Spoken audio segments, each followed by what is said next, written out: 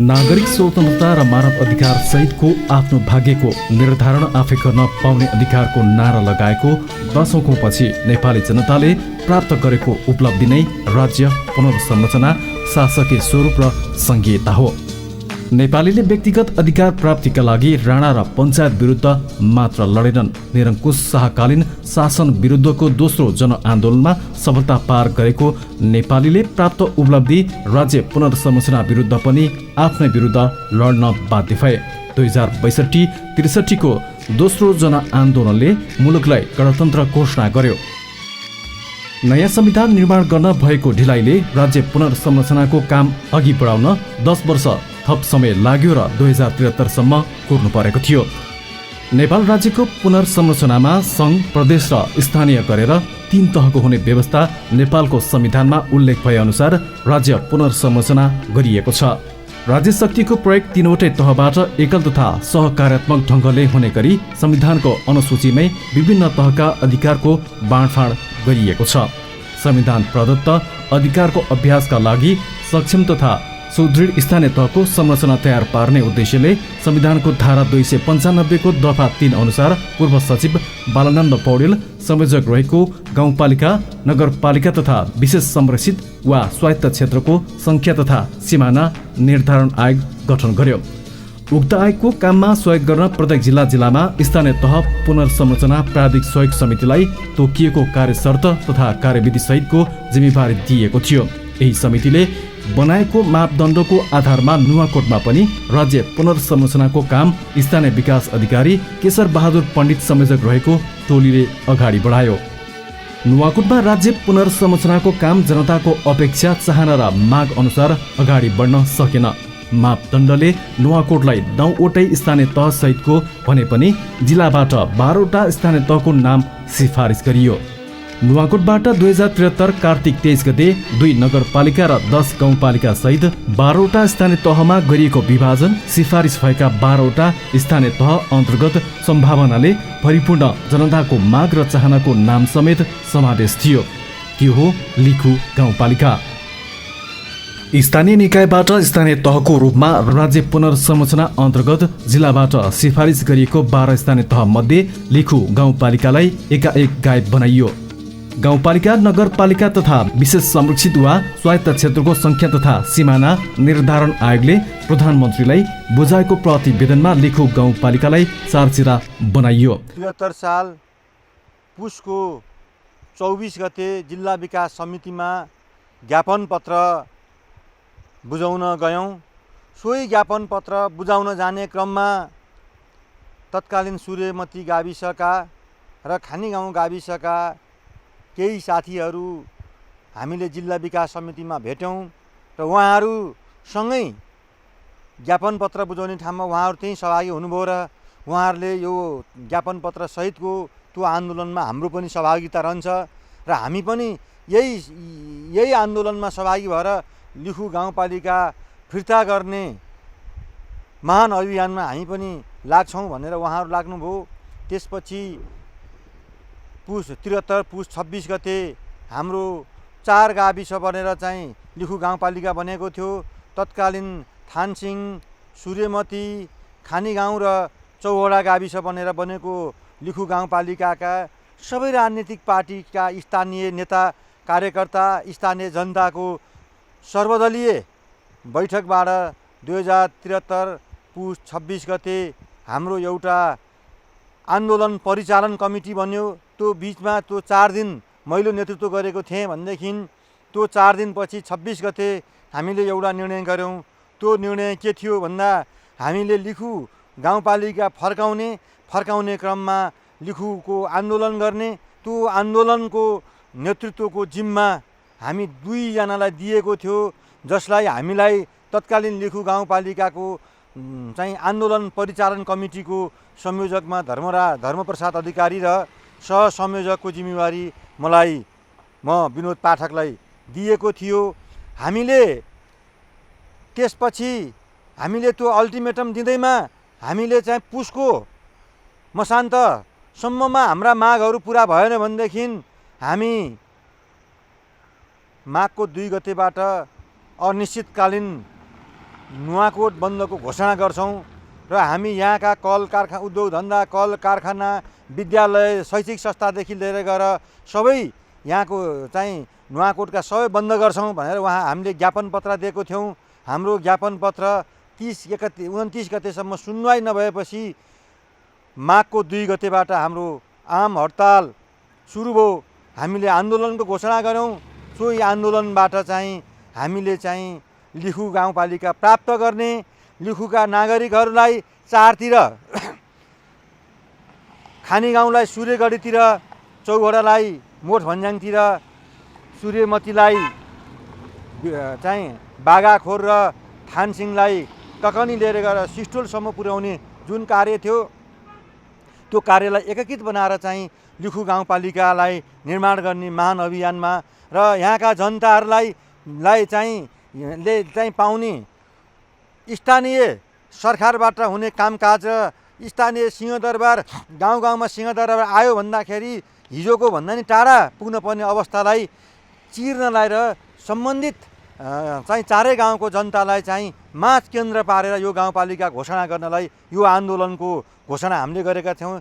केही भाग सूर्यगढी, केही भाग बेलकुटगढी, केही ककनी र पञ्चकन्यातिर समावेश गरेपछि राज्य पुनर्संरचनाले दिने उमङ्ग खोसिएसँगै लिखुवासी निराश भए, साथै चरम असन्तुष्ट पनि। गाउँपालिकालाई चाहिँ टुक्रा टुक्रा छिया लिखु विरोधी संहिता विरोधीहरूले, संहिता नरुचाउनेहरूले, संहिता विरोधी तत्त्वहरूले चाहिँ जुन चाहिँ लिखुलाई सिद्ध्याइदिए, गर्वमै तोड्ने काम पार्न खोजे र जुन लिखु गाउँपालिकाको चाहिँ खानी गाउँलाई गएर सूर्यगढीमा गएर मिलाइयो, चौगडालाई गएर पञ्चकन्यामा लगेर मिलाइयो, अनि सूर्यमतीलाई लिएर गएर बेलकुटगढीमा लगेर मिलाइयो, अनि त्यस पछाडि अनि थानसिंहलाई लगेर ककनी लगेर मिलाइयो। र यो टुक्रा टुक्रा साँच्चै वास्तवमा मैले अत्यन्त नमिठो भाषामा भन्नुपर्दा त्यो प्रतिगामीहरूले सुनको थाललाई कोपारासँग बनाउने काम गरे।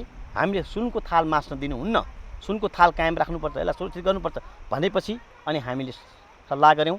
अनि हामीले यो आन्दोलनको तयारीका लागि हामीले यो हिजोको चारवटै गाविसका साथीहरू, त्यहाँ नेपाली काङ्ग्रेसका सङ्घीय पक्षधर साथीहरू र नेपाल कम्युनिस्ट पार्टी विगतको अहिलेको नेपाल कम्युनिस्ट पार्टी र विगतमा चाहिँ नेकपा माओवादी थियो, एकीकृत थियो। त्यसको बिचको दुईवटा पार्टी संहिता पक्षधरहरू, गणतन्त्रको पक्षधरहरू, जनपक्षीय साथीहरूको बिचमा हामीले यहाँ छलफल गऱ्यौँ र यो आन्दोलनको संयोजक र लिड गर्ने जिम्मेवारी यहाँका साथीले मलाई दिनुभयो र साथै विनोद पाठक पनि रहनुभयो सहसंयोजकको रूपमा र हामीले यो आन्दोलन उठाउन तयारी गऱ्यौँ।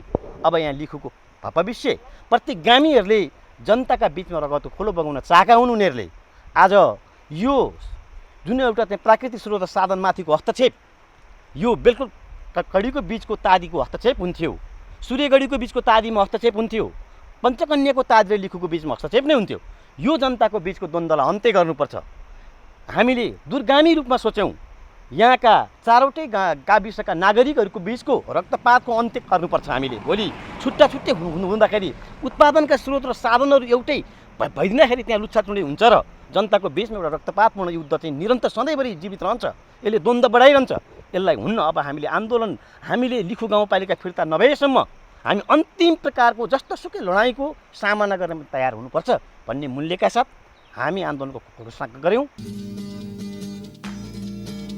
लिखु गाउँपालिका जिल्लाबाट सिफारिस गरेर पठाए पनि जिल्लाबाट प्रतिनिधित्व गर्ने तत्कालीन समयका सभासद डाक्टर रामशरण महत, पूर्व मन्त्री महेन्द्र बहादुर पाण्डे, नुवाकोटका नेताहरू नारायण प्रसाद खतिवडा, सुरेन्द्र राज अधिकारी लगायतका व्यक्तिको पूर्वाग्रही सोच र राजनीतिको फोहोरी खेलका कारण लिखु गाउँपालिकामाथि धावा बोलियो र सिङ्गो गाउँपालिकालाई चारचिरा पार्ने तुषारापात भयो। गाविसहरू 1 नम्बरमै अटाउँछन्, 2 नम्बरका गाविसहरू 2 नम्बरभित्रै एडजस्ट गर्ने भन्ने हाम्रो पनि समझदारी भएको। त्यही आधारमा मैले यहाँका जनताहरूको इच्छा विपरीत अन्त जानु हुँदैन भनेर चाहिँ मैले यसलाई लेखापढी गरेको हुँ। त्यसको केही सुनवाई भएको छ भन्ने मैले सुनेको छु। भूगोलमा चिटिका मिलेको उत्पादनको रूपमा उर्वर कृषि भूमि, औद्योगिक प्रतिष्ठानका लागि पर्याप्त सम्भावना बोकेको लिखु गाउँपालिकाको संरचना बिगार्नु आम लिखुवासीमाथि अन्याय गरियो। कुर शासन व्यवस्था विरुद्ध समेत ज्यानको आहुति दिएका वीर गोर्खालीको उपनाम पाएका नेपालीको प्रतिनिधित्व गर्ने लिखुबासीले पनि आफूहरूको चाहना विपरीतको नयाँ संरचना स्वीकार किमार्थ सकेन। लिखुबासी अखण्ड लिखुको पक्षमा दरिलोसँग उभिएर असन्तुष्टि जनाएपछि सम्बन्धित निकायमा ध्यानाकर्षण गराई ज्ञापन पत्र बुझाए। स्थानीय तह पुनर्संरचना प्राविधिक सहयोग समितिको संयोजकको रूपमा नेतृत्व गर्दै आएका स्थानीय विकास अधिकारीको ध्यानाकर्षण गराउन जिल्ला विकास समितिको कार्यालयमा लिखुबासी 2073 माघ 7 गते उर्लिए। लिखुबासीको मागको सुनवाईमा व्यवस्था गरेसँगै लिखुबासीले आफ्नो मागलाई फरक रूपमा देखाए। जीविसको कार्यालय प्रवेशमा प्रहरी प्रशासनले देखाएको रवैया र दुर्व्यवहारको विरुद्धमा लिखुबासी तोडफोड र आक्रमणमा उत्रन बाध्य बने। लिखुबासी आन्दोलनकारीको रूपमा बदलिए। मागको सुनवाई गर्न बल प्रयोग भयो। प्रहरी दमन र धरपकड गरियो। जिल्ला विकास समितिको कार्यालय भवनमा क्षति पुर्याएको अभियोगमा लिखु गाउँपालिका बचाउ सङ्घर्ष समितिका संयोजक धर्मप्रसाद अधिकारी, सह संयोजक विनोद पाठक सहित अभियन्ताहरू, चौघोडाका राजन भट्ट, खानीगाउँका कृष्ण प्रसाद गजुल सहित 32 जना सख्त घाइते भए। प्रहरीले 12 थान रबरको गोली र 22 थान अश्रु ग्यास प्रहार गर्दा लिखु गाउँपालिका बचाउ सङ्घर्ष समितिका सह संयोजक, लिखु अभियन्ता एवं नेपाली कङ्ग्रेसका नेता विनोद पाठकको तिघ्रामा गोली लाग्यो। प्रहरीको गोलीले रगत बगाई बगाई उनी जिल्ला विकास समितिको प्राङ्गणमा निरन्तर आफ्नो माग गुन्जाइरहे। सहयोग समितिले पठाएको, जिल्ला प्राविधिक सहयोग समितिले पठाएको लिखु गाउँपालिका कहाँ छ त्यो लिखु गाउँपालिका नभेटाएसम्म र त्यसलाई त्यो जस्ताको तस्तै नआएसम्म हामी त्यसको खोजीमा हामी आन्दोलित भएका हौँ। त्यो नभएसम्म हाम्रो आन्दोलन जारी रहन्छ। माघ 7 मा जिल्ला विकास समितिमा तोडफोड भएसँगै अखण्ड लिखुको माग झन् बुलन्द बन्दै गयो। चारछिरा बनाइएको लिखु गाउँपालिका जस्ताको तस्तै चाहिने माग उठेसँगै यसैको आड र सहयोगमा उता गाई बनाइएको अर्को स्थानीय तह बेलकुटगढी नगरपालिकावासी पनि अखण्ड बेलकुटगढीको माग गुन्जाउन थाले। अखण्ड लिखुका अभियन्ताको समर्थनमा दुवै स्थानीयमा चर्किएको आवाजको ज्वारबाट झनै उत्कर्षमा पुग्यो। आन्दोलन दबाउन कुनै हरकत बाँकी राखिएन। जिल्लाबाट प्रतिनिधित्व गर्नेहरू विभाजन भए। लिखु गाउँपालिका गायब बनाउने डाक्टर रामशरण महत आन्दोलन दबाउन काठमाडौँदेखि सशस्त्रको फौज लिएर ठुलो दलबल सहित ढिकुरेको एक कार्यक्रममा पुगे पनि ज्यान बचाउन नै हम्बे हम्बे पर्यो। उहाँको सम्बोधन गर्ने कार्यक्रम तितर बितर भयो। जिल्ला स्तरीय पुनर्संरचना सहयोग समितिले लिखु गाउँपालिका चाहिँ प्रस्ताव गरेर केन्द्रमा पठाएको थियो। यो केन्द्रमा डाक्टर रामशरण महत मैले नचाहँदै नाम तोकेर भन्नुपर्छ। रामशरण महतले आफ्नो राजनीतिक करियर सिद्धिन्छ भनेर जनतालाई शोषण गरेको पैसालाई चाहिँ आयोगका चाहिँ बालानन्द पौडेललाई घुस खुवाएर लिखु गाउँपालिका कायम गरेर कल्पित तरिकाले चाहिँ अखण्ड लिखु गाउँपालिकाको मागमा लिखु गाउँपालिका बचाउ सङ्घर्ष समितिको आयोजनामा भइरहेको विरोध प्रदर्शनको 11औं दिन अर्थात् माघ 12 गते टिकुरे पुगेका पूर्व मन्त्री समेत रहनुभएका डाक्टर महतले लिखु आफूले हटाएको हो भनेर शानका साथ भाषण ठोके। लिखुवासीलाई त्यो सह्य भएन। त्यस विरुद्ध उनीमाथि नै लिखुवासीले प्रतिकार गरे। सशस्त्र प्रहरीले बल प्रयोग गर्दै अन्धाधुन्द अश्रु ग्यास र गोली चलायो। प्रहरीले ढिकुरे बजारमा रहेको नर्थ स्टार र ओसिस बोर्डिङ स्कुल भित्रै पसेर अन्धाधुन्द गोली र अश्रु ग्यास प्रहार गर्यो। सशस्त्र र नेपाल प्रहरीले चलाएको अन्धाधुन्द गोलीले सूर्यमतीका सुजन न्यौपाने लगायतका 1 दर्जन भन्दा बढी लिखुवासी आन्दोलनकारी घाइते भए। आन्दोलनमा गइयो। धेरैले अब असुर ग्यास टियर ग्यासहरू हान्यो। सुरुमा मलाई चाहिँ उताबाट 17-18 जना प्रहरीहरूले सशस्त्र प्रहरीले लखेटे। त्यसपछि म भाग्दै एकजनाले गुलेली बोकेर आएर मैले त्यो गुलेलीले चाहिँ मैले आफ्नो ज्यान बचाउनको लागि जसरी उनीहरूले उनीहरूको ज्यानको लागि भनेर उनीहरूले गोली चलाए त्यही अनुसारले मैले पनि मेरो ज्यान बचाउनको लागि मैले गुलेली चलाएँ। त्यसपछि मलाई चाहिँ 2 जना सशस्त्र प्रहरीले लुकेर चाहिँ गोली हाने। एउटा गोलीको खत यहाँ छ र अर्को यहाँ पनि छ। यहाँ गोली पनि लागेको छ। त्यसपछि म त्यहाँ ढलेँ। त्यो आन्दोलनमा एउटा अलिकति सम्झँदा पनि अहिले पनि त्यो स्मरण गर्दाखेरि अलिकति त्यस्तो घटना जनयुद्धमा मान्छे किन त्यसरी होमेर किन 17,000 मान्छे मऱ्यो भन्दाखेरि एउटा देशको लागि गाउँको लागि भनेर लड्न खोज्दाखेरि त्यो न त आफूलाई मर्छु भन्ने डर हुँदो रहेछ, न त कोही कसै मर्छ कि मैले हान्दा भन्ने त्यो कुनै डर भन्ने एउटा फिलिङ्स नै नआउने रहेछ। मर्न पऱ्यो पनि म मर्छु मेरो गाउँको लागि भन्ने एउटा त्यो खालको चाहिँ भित्रैदेखि त्यो आभास हुँदो रहेछ मान्छेलाई। त्यही भएर त्यो दिनमा चाहिँ म 17-18 जना प्रहरीसँग कुनै पनि डर भन्ने लागेन। मर्छु भन्ने डर कतैबाट त्यो फिलिङ्स नै आएन। म मरौँ तर मलाई मेरो पालिका चाहियो भन्ने चाहिँ त्यो मात्रै स्मरण भएर। निरन्तरको दबावको कारण आन्दोलनकारीले अन्ततः लिखु गाउँपालिका तुहाउन खोज्नेलाई घुँडा नै टेकाउन बाध्य बनाए। लिखुवासीले गरेको आन्दोलनमा नेपाली कङ्ग्रेसका नेता अर्जुन नरसिंह केसी, कङ्ग्रेस जिल्ला सभापति जगदीश्वर नरसिंह केसी, नेकपा माओवादी केन्द्रका नेताहरू हितबहादुर तामाङ र विमला सुवेदीले दिएको दरिलो साथ र समर्थनले अन्ततः लिखु गाउँपालिकाले पुनर्जीवन पायो। माघ 14 गतेदेखि चौथो नुवाकोट महोत्सव आयोजना गरिएको हुँदा माघ 16 गतेदेखि अखण्ड लिखु र बेलकुटगढीको माघमा जारी रहेको आन्दोलनको स्वरूपमा बदलिँदै सङ्घर्षका कार्यक्रम यथावत नै राखियो। लामो समयको सङ्घर्ष, गोली र अश्रु ग्यासको प्रहार तथा शरीरमा गोली खाई रगत बगाएर नजन्मदै तुहाउन खोजिएको लिखु गाउँपालिका अन्ततः स्थापना भइछाड्यो। यो मेरो पार्टी, यो तेरो पार्टी नभनिकन हामीलाई साँच्चै लिखु गाउँपालिका चाहिन्छ। यहाँको जनतालाई सुख र समृद्धि प्राप्ति गर्नको लागि यो एउटा गाउँपालिका चाहिँ सबल बन्छ। यहाँका नागरिकहरूलाई चाहिँ सुविधा दिने हिसाबले चाहिँ यदि साँच्चै स्थानीय सरकारको प्रत्याभूति दिने र गाउँ गाउँमा चाहिँ सिंहदरबार भन्ने जुन खालका नाराहरू थिए तिनीहरूलाई मूर्त रूप दिनका लागि जुन खालको लडाइँ लडियो त्यसमा हाम्रा अग्रजहरू, जस्तो उदाहरणको लागि हेर्नुहोस् विनोद पाठक, हुन त गोली स्वयं मैले पनि खाएँ, तर त्यो मोर्चाको नेतृत्व गरिरहँदा विनोद पाठकहरू जस्ता हस्तीहरू नभइदिएको भए सायद हामीहरूको सङ्घर्ष यति चाँडै प्राप्ति नहुन पनि सक्थ्यो होला। नेपाल राजपत्रमा जारी गरिएको सूचनाले नुवाकोटलाई 12 स्थानीय तहको रूपमा लिखु गाउँपालिका र यसैको साथ र समर्थनमा उत्रिएको आन्दोलनले बेलकुटगढी नगरपालिकाले पुनर्जीवन पायो। अधिकार सम्पन्न सिंहदरबार आफ्नै गाउँमा लिखुवासीले पाए। अखण्ड लिखुको माग राखेर साबिक खानी गाउँ र सूर्यमती गाविस पुरै चौघडाको वडा नम्बर 1, 2, 5, 6, 7 र 8, थाङसिङको 1 देखि 7 सम्म र थानापतिको वडा नम्बर 5 समेत समावेश गरेर विभिन्न 6 वटा वडा निर्माण गरेर लिखु गाउँपालिका स्थापना गरिएको छ। लिखु अखण्ड लिखु बनेर आयो र स्थानीय निर्वाचनपछि चाहिँ हिजोका लिखु विरोधी शक्तिहरू नै निर्वाचनको एउटा मत प्राप्त गरेर लिखुको स्थानीय सत्ता सञ्चालनको निम्ति पुगे र विकास निर्माणका हालको लिखु गाउँपालिका चाहिँ नुवाकोटको मात्र होइन लगभग नेपालकै अत्यन्त सुगम र अत्यन्तै एउटा भौगोलिक दृष्टिले उन्नत रहेको एउटा गाउँपालिका आज विकास निर्माणको क्रममा चाहिँ त्यति धेरै अग्रसर नभएको जस्तो हामीले पाएका छौँ। भूगोलको हिसाबले तपाईँको लिखु गाउँपालिका 3-4वटा अरू गाउँपालिकाहरूसँग जोडिन जान्थ्यो, जुन कि यो अखण्ड लिखु जुन नभएको खण्डमा चाहिँ तपाईँको अब बेलकुटगढी, सूर्यगढी, पञ्चकन्या यो जोडिन जाँदाखेरि चाहिँ यहाँको जनताहरू चाहिँ तपाईँको यहाँबाट चाहिँ लगभग 1.5-2 घन्टा 3 घन्टाको बाटोहरू चाहिँ जानुपर्ने, सामाजिक कामका लागि कार्यालयमा आइपरि आउने कामहरू र सानातिना सिफारिसको निम्ति पनि घन्टौँसम्म हिँडेर वा सवारी साधनमा जानुपर्ने अवस्था हुन्थ्यो भने अहिले लगभग लिखु गाउँपालिकाका चाहिँ जनमानसले चाहिँ तपाईँको बढीमा 1 घन्टा र कम्तीमा चाहिँ अब दैले अगाडि भनौँ न, यसलाई त अब लामो दुरी भन्नु मिल्दैन। भूगोलको हिसाबले भोलि काठमाडौँबाट आउने मान्छेहरू तत्काल कुनै ठाउँबाट चाहिँ एकै दिन फर्कन चाहनेहरूको लागि पनि आफ्नो काम सकेर चाहिँ गाउँपालिका सकेर यहाँ आएर नै फ्याक्स गरे बराबरको उनीहरूले चाहिँ कागजपत्र चाहिँ अन्त लानको लागि चाहिँ सहजता प्रदान गरेको छ।